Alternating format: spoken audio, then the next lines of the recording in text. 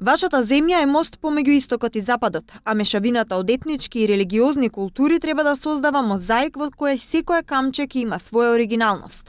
Ова е пораката што папата Франциск ја упати кон македонскиот државен врв откако стапна на црвениот килим во Вила Водно.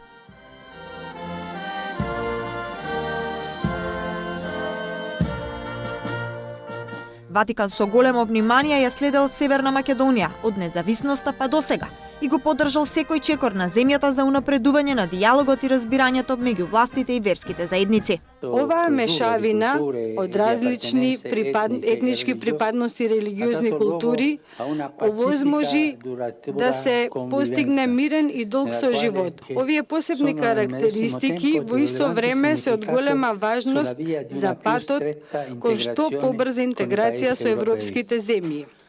Посакувам оваа интеграција да се одвива позитивно за целиот Западен Балкан, како и тоа дека секогаш ќе се одвива почитувајќи ги различностите и основните права.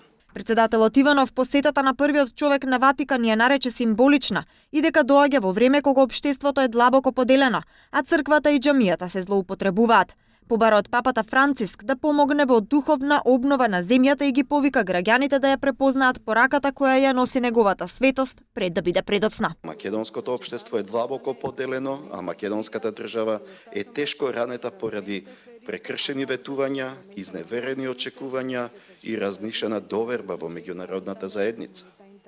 Децениските блокади на нашиот европски пат доведоа до политички и морални кризи што го намалија нашиот духовен имунитет и ги еродира вистинските и трајните вредности. Денеска не е ден за поделби, туку ден за сплотување, единство и потврдување на соживотот и вербата во Бога која повикува на меѓусебно почитување и помагање, прокоментира и премиерот по изјавата на председателот.